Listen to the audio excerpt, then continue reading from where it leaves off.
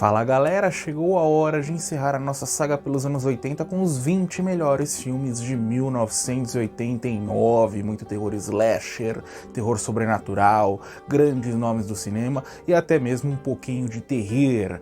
Vamos lá!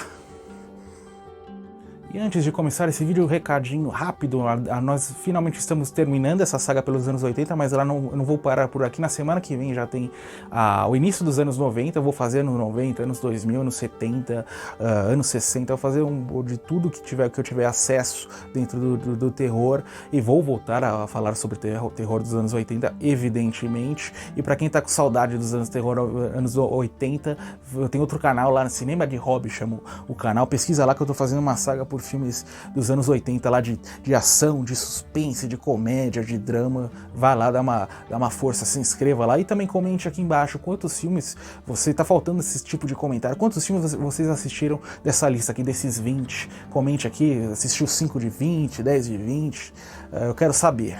Shocker, 100 mil volts de terror, um jovem tem um sonho, uma alucinação com sua família sendo assassinada por um serial killer. Esse sonho ganha forma, se torna real e agora ele vê sua mente ligada de um grande assassino. Aí que nós vamos ter o nosso filme Shocker, dirigido pelo Wes Craven, traz duas metades bastante distintas. A primeira metade um grande suspense, emula aí até o melhor, um filme que tem da década de 90, aquele Mute Witness, que sempre nos deixa à beira do assento. Shocker vai pelo mesmo caminho, só que infelizmente na segunda metade, é por isso que esse filme não é mais reconhecido dentro da carreira do Craven.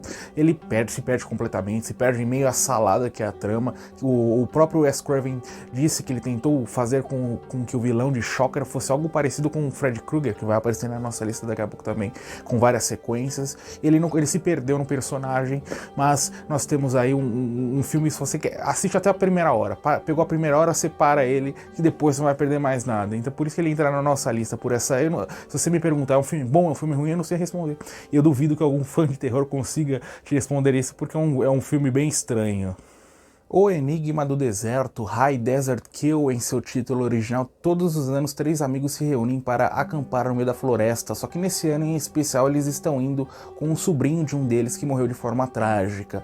Tentando superar essa figura do luto, eles vão começar a presenciar coisas estranhas nessa floresta, coisas estranhas que vão impactar no aparato psicológico de cada um deles, na forma como eles se relacionam com o mundo. O Enigma do Deserto é um filme bem obscuro dos anos 80, a gente em alguns momentos nem mesmo entende o que está acontecendo na história, é uma trama em alguns aspectos bem onírica, vai ficando mais estranha conforme o filme vai avançando, mas se destaca, entra nessa lista mesmo por sua atmosfera, por esse cenário escaldante que acaba ultrapassando até mesmo as barreiras da telinha, e personagens interessantes, um filme que em seus últimos 30 minutos fica extremamente perturbador, uma pérola perdida nessa década de 80. Eu vou trazer outras pérolas nessa lista que ninguém conhece também. A Sociedade dos Amigos do Diabo. Um adolescente começa a desconfiar do comportamento estranho de seus pais e sua irmã, e ao investigar isso, ele se dá conta que existe um culto satânico no alto padrão de sua cidade, envolvendo seus vizinhos, sua família. É aí que ele vai tentar desmantelar essa grande seita, dirigido pelo Brian Hughes. Na Sociedade dos Amigos do Diabo vai trazer 90 minutos com altos e baixos, a primeira hora bem cansativa até, porém nos surpreende, é tão relembrado hoje em dia por seus últimos 30 minutos incríveis dentro dessa mansão, onde a gente vai ver como funciona aquela seita satânica, com efeitos práticos incríveis, ou aquela nojeira que surge e que não sai até a subida dos créditos. É por isso que Society é tão relembrado hoje em dia, vale a pena somente por seus últimos 30 minutos.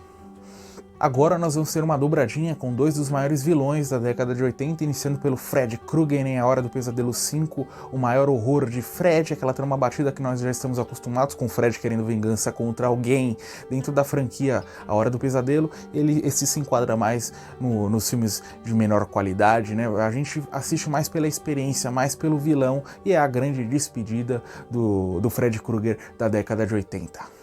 Halloween 5, A Vingança de Michael Myers. Já que a Jamie Lee Curtis resolveu não retornar para a franquia, os produtores criaram um novo integrante para a família Myers, e é essa nova integrante que se torna alvo de Michael em sua busca por vingança. Halloween 5 segue o padrão de qualidade pós-Halloween 3, né, bem mediana para fraca, vale mais pela experiência, vale mais por ver o Michael Myers e por ver o Donald Pleasence como o Dr. Loomis, que está lá desde o primeiro filme. A franquia Halloween é uma saga bem com altos e baixos, bem chutada, né, por seus produtores. Teve o primeiro e o segundo filme muito bons, o terceiro filme é bom, só que é uma péssima proposta de marketing. A partir do quarto é ladeira abaixo, com exceção do H20. Então a gente assiste mais pela despedida do personagem da década de 80, pela experiência, e uma boa, não é um bom filme, mas é uma boa opção slasher dentro da década. Assassinato no colégio, em uma trama bem simples, bem rasa. Mortes começam a acontecer no interior dessa escola e um grupinho vai investigar quem é o responsável por esses assassinatos. Cutting Class, né, em seu título original, é um slasher diferente na questão ambientação. Ao invés de a gente ter um acampamento, uma casa, nós vamos ter 100% do filme dentro dessa escola, e é o maior charme que o filme tem a oferecer. Tem o Brad Pitt no início de carreira em um modelo bem rústico de atuação, uma das raras oportunidades de ver o ator em uma atuação ruim, e um filme deslocado no tempo, né? A gente viria a ver muito na segunda metade da década de 90, com Pânico, com The Faculty, com aquele Lenda Urbana, filmes que acontecem, que trazem uma escola ou uma universidade como tema central para o filme. Um bom terror, até mesmo por fugir aí o que nós temos de mais básicos dentro dos anos 80. Clown House, palhaço assassino. Na história nós vamos ter assassinos que fogem de uma instituição psiquiátrica e vão tocar o terror nessa casa com esses garotos que estão dentro do lugar. Dentro do subgênero palhaços, ele é pouco relembrado, até porque saiu em uma época bem próxima de Palhaços Assassinos do Espaço Sideral, aquele Killer Clowns from Outer Space, que é muito melhor do que esse. Só que o Clown House consegue trazer esse subgênero de palhaços de uma forma eficaz ao trabalhar o medo, como esses palhaços nos dão medo, e é dirigido pelo Victor Salva, né, que um pouco mais de uma década depois viria a trazer o Olhos Famintos, o maior filme de sua carreira, um dos maiores filmes dos anos 2000. Então, para quem gosta desse subgênero, é uma das paradas obrigatórias dos anos 80. Eu falei de assassinato no colégio por trazer a temática para dentro de uma escola, para o slasher dentro de uma escola, que nós vamos ter um slasher dentro de um supermercado noturno da noite, não há como ficar melhor. O nome do filme é Violência e Terror, Intruder, em seu título original. O turno da noite, o pessoal está trabalhando e tem um assassino entre eles, as mortes vão acontecendo, e o mais legal do filme é que as mortes vão acontecendo e os outros personagens, eles não têm noção, né? Aquele assassino que vai atuando de forma invisível, e isso atribui a qualidade do filme, porque o dia a dia, o cotidiano dos personagens nesse trabalho dentro desse supermercado, ele não é afetado em um primeiro momento. Então nós vamos ter as rotinas mais tradicionais do que eles fazem, e eu amo esse subgênero dentro do cinema, né, de filmes dentro de supermercados. Eu queria que ele fosse mais bem explorado dentro do próprio terror. É o melhor filme com essa temática, e bem gráfico, né? As mortes são realmente, eles abusam dos efeitos práticos no sangue, e essa alocação dentro desse supermercado com vários ambientes, desde as prateleiras até o açougue, até o frigorífico. Bom filme. Bonecos da Morte, Puppet Master. Eu recomendo que quando vocês forem assistir, não tentem se ligar à trama,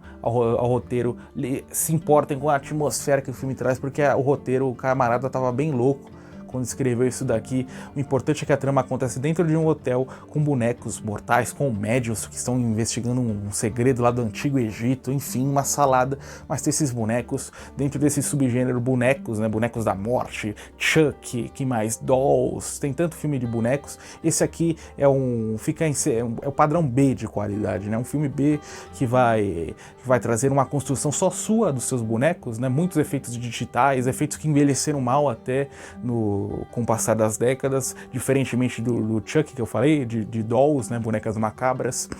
E assista pela experiência. Se você gosta desse subgênero, você vai se divertir bastante. E tem também essa ambientação dentro desse hotel. Já fiz uma lista, inclusive, aqui, se você quiser pesquisar filmes de terror dentro de hotel. Esse filme com certeza não entrou na lista, mas enfim, uma boa opção para quem quer uma experiência mais do que uma história. Chegou a hora de falar sobre Cemitério Maldito. Na trama, um homem se muda com sua família para uma cidade pequena para atuar como um médico no lugar. Porém, essa família tem seus sonhos interrompidos quando um evento trágico acontece. É aí que vai surgir a figura macabra de um cemitério de animais. Cemitério Maldito é baseado num livro de Stephen King. Eu tive a oportunidade de ler, tenho esses 2 exemplares aqui. Eu recomendo que vocês assistam o filme primeiro do que o livro. Pode parecer um absurdo, mas quando você assiste quando você lê o livro primeiro, o livro é muito bom e muito macabro, né? Então você vai assistir o filme, você sente algo faltando. O livro não adapta tão bem o que o Stephen King conta nas mais de 400 páginas de livro. Então eu recomendo que vocês assistam o filme. O filme é muito bom, ótimos efeitos práticos, uma ótima atmosfera, e depois, se vocês gostarem, vocês vão pro livro. E eu recomendo bastante o livro. Ótimas atuações, uma ótima atmosfera de cidade pequena, e o filme que vai ganhar sua força mesmo nos últimos 30 minutos. Tem uma das cenas mais desconfortáveis que eu vi dentro do cinema de terror, que é a cena do tornozelo. Não vou dar mais detalhes, quem assistiu tá sabendo. É uma cena que você assiste uma vez, você nunca mais quer ver na vida. Sempre que quando eu penso em colocar Cemitério Maldito para assistir, eu penso nessa cena, eu desisto de dar play no filme. Mas é dirigido por uma mulher, né, Mary Lambert, uma das raras oportunidades de ver uma mulher dirigindo um filme de terror na década de 80 também. Boa opção, Pet Sematary. A Mulher de Preto, um advogado, vai até uma cidade pequena para fazer um inventário dos itens de uma casa em que uma mulher morreu há pouco tempo. Só que chegando nessa casa, ele vai ficar ali por alguns dias. Coisas estranhas começam a acontecer. É uma história de fantasmas aliado a uma boa trama de Casa Mal Assombrada, um filme britânico. E para quem está acostumado com filmes britânicos de terror dessa época, da década de 70 e 80, sabe que é um terror bem lento, né? Vai devagar, vai construindo a história, até de fato nos jogar ao terror, nos jogar até o aspecto do sobrenatural. Teve um remake também nos anos 2010 com Daniel Radcliffe. Esse aqui supera, embora o filme com Radcliffe também seja muito bom. E um dos melhores exemplares desse cinema britânico dos anos 80. The Jigsaw Murders, um filme B obscuro dos anos 80 para nossa lista, sobre um detetive com problemas de bebida, que ele vai investigar um serial killer que surge em sua cidade, e é durante essa investigação que nós vamos ter um esboço do que há de pior na humanidade. The Jigsaw Murders, como eu falei, bem obscuro, traz uma trama que tem pequenas pitadas de terror, uma boa história de serial killer, um processo de investigação muito legal para quem gosta desse cinema investigativo, mas é mais um suspense em sua síntese. Eu coloquei na lista mesmo por trazer esse protagonista que flerta, tem tempos que ele está sóbrio, tem tempos que ele está bêbado, ele está sempre lutando contra seus próprios vícios para avançar nessa investigação, e esse é o maior charme, a maior diversão que o filme tem a oferecer. O único paralelo que eu consigo ver dentro do cinema, esse cinema investigativo com um personagem protagonista bêbado, é lá na década de 40 com aquele Guilty Bystander, outro filme B no ar com o Zachary Scott. Então é um filme irmão, apesar de ter histórias distintas, né? Então, para quem gosta de cinema e investigação, esse aqui traz um ótimo processo de análise de pistas, análise forense, The Jigsaw Murders, cinema investigativo B em seu melhor. Agora, 2 exemplares do terror, né? Terror com comédia. O primeiro, Meus Vizinhos São Terror. Conforme novos vizinhos se mudam para um bairro, um homem fica paranoico com a ideia que eles são, na verdade, serial killers. É aí que ele vai começar a investigar o dia a dia dessas novas pessoas que estão no bairro. Os Meus Vizinhos São Terror é dirigido pelo Joe Dante, que fez Gremlins, que fez The Howling. Eu, recentemente, no último vídeo do canal, falei sobre... Não, no penúltimo, talvez? Não me lembro. Eu falei sobre penúltimo. Falei sobre o Piranhas, que ele fez também no início ali de sua carreira. E é um craque ao trabalhar com terror. Aqui ele traz o terror com muita comédia. Tem o Tom Hanks como protagonista e aquela atmosfera tradicional de bairro suburbano, com aqueles personagens improváveis e aquela paranoia que vai crescendo em todos os habitantes desse bairro. Tem o Corey Feldman também numa ponta, tem o Bruce Dern, lendário ator de Hollywood, em outra ponta, divertidíssimo do começo ao fim. É a oportunidade de ver o Tom Hanks em um filme que flerta com terror e no seu momento de sua carreira em que ele fazia muitas comédias, né? The Bachelor Party, Quero Ser Grande, então, Um Dia a Casa Cai. É uma época de descontração da carreira do Tom Hanks. O que há para jantar? Na trama, um garotinho de 10, 11 anos começa a desconfiar que seus pais são na verdade canibais, que estão aterrorizando o bairro onde ele mora. É aí que nós vamos ter o nosso filme. O que há para jantar nos leva de volta à década de 50 nos Estados Unidos.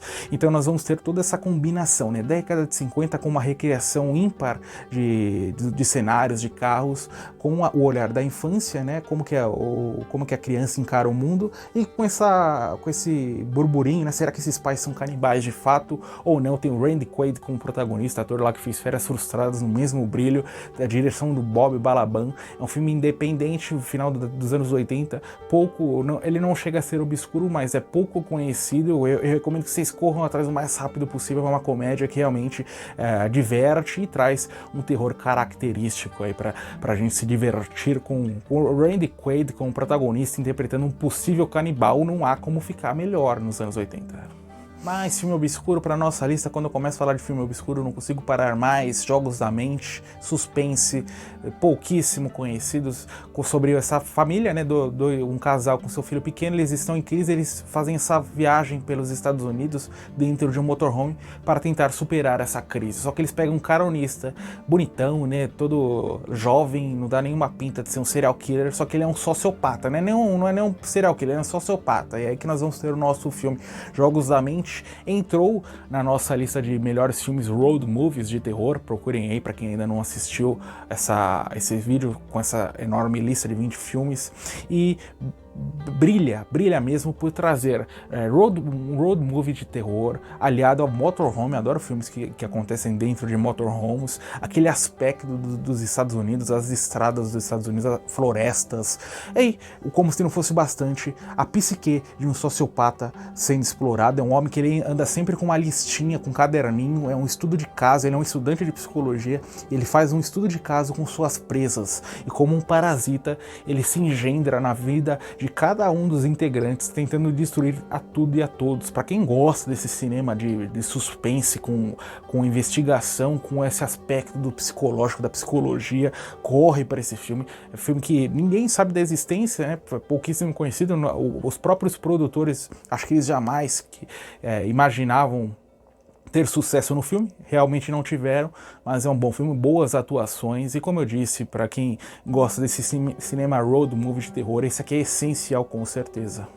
A volta do padrasto, sequência tão esperada do primeiro filme. Agora o maníaco foge de uma instituição psiquiátrica e tenta novamente encontrar a figura da família perfeita, só que nada dá certo na vida desse pobre coitado, né? As famílias jamais suprem as suas necessidades. É aí que nós vamos ter o nosso terror. A volta do padrasto pertence a uma trilogia, eu recomendo fortemente o primeiro e o segundo, e a volta do padrasto dá certo também por manter, como eu falei, a mesma estrutura, né? O mesmo terror, não tenta fazer nada grandioso, faz exatamente o que o primeiro filme fez, com menos brilho, é claro, tem o mesmo protagonista, a mesma loucura emanando a cada cena, uma ótima atmosfera e uma nova família para esse homem infernizar.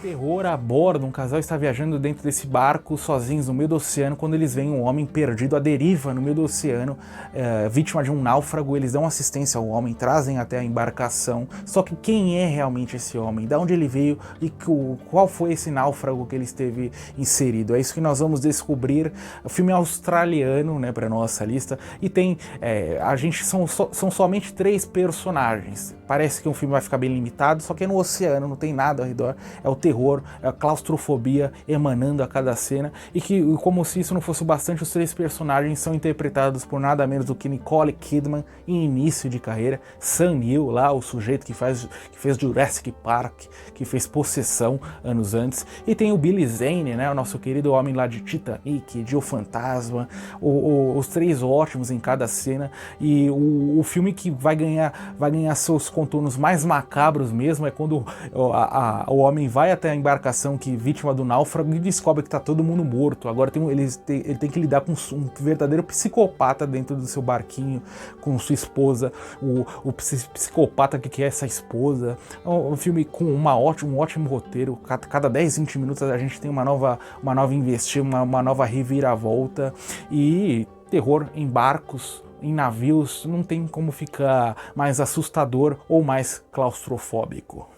Depois da Meia-Noite, filme de contos para a nossa lista. São 3 contos introduzidos por um professor aos seus alunos numa sessão da meia-noite que ele faz em sua casa. O primeiro conto são um casal que tem o carro quebrado no meio dessa mansão mal assombrada, possivelmente mal assombrada. O segundo conto são adolescentes, né, jovens de 18, 19 anos, que estão no meio dessa noitada, no meio desse carro, e o carro vai por um lugar meio soturno da cidade. E no terceiro conto, uma mulher no turno da noite que é perseguida por um serial killer.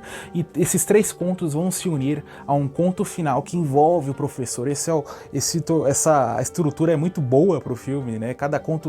Todos os contos são incríveis. É uma antologia pouco celebrada dentro dos anos 80, né? Pouco conhecida hoje em dia, mas que vale cada segundo. E as histórias, elas vão como eu disse, são todas muito boas, mas elas vão alternando em estilos, em temas, e isso consegue agradar diferentes públicos, né, que querem diferentes subgêneros, agrada todo mundo, e tem um final épico com a conclusão desse quarto conto com esse professor. Warlock, o demônio, tem Julian Sands no papel de sua vida, interpretando esse bruxo que viaja no tempo até o futuro para tentar dar cabo aos seus planos maléficos, mas tem um caçador que viaja junto com ele, que vai tentar evitar a destruição da humanidade. E tem essa personagem em comum que ambos, um quer matar, outro quer proteger. É isso aí. Para quem gosta de O Exterminador do Futuro, você pega O Exterminador do Futuro 1 lá de 1984 e adapta. Ao invés de máquinas, nós vamos ter feiticeiros, bruxos, uma trama, ao invés de armas, são magias disparadas no ar. Filme divertidíssimo, teve sequência também, mas esse aqui é uma pérola. Eu não sei, não é um filme que chega a ser desconhecido, ele até tem uma boa popularidade, mas eu não sei como ele é mais celebrado dentro dos anos 80, um ritmo que não para, a partir do momento que esse bruxo avança no tempo até o presente, né, até o futuro dele, o nosso presente do filme, ação atrás de ação, é feitiçaria atrás de feitiçaria. De delicioso, ele pega, é um road movie, né, que as pessoas, eles vão se movendo de cidade em cidade, um atrás do outro. Nossa, divertidíssimo, e como eu disse, o Julian Sands no papel de sua vida.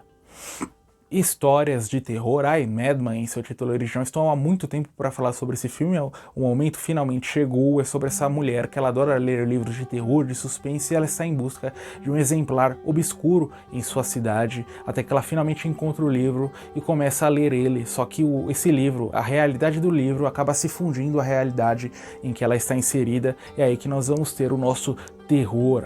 Madman é uma pérola, um dos melhores filmes que eu assisti dos anos 80, é um filme B que rompe completamente as suas barreiras orçamentárias, né, entregando um espetáculo visual. Nós vamos ter a realidade do livro e a realidade lá da cidade em que a mulher está inserida, essas vão se combinando, e a realidade desse livro é lindíssima, que ela emula uma atmosfera meio pulp dos anos 60, de detetive noir, com femme fatales, junto com esse assassino slasher incrível, com uma construção toda sua. E eu vou falar algo extremo, hein? Vou ser polêmico. Para quem gosta, para quem ama Candyman, lembra aquele filme lá da década de 90, O Mistério de Candyman, dirigido pelo Bernard Rose, tem o Tony Todd, a Virginia Madsen.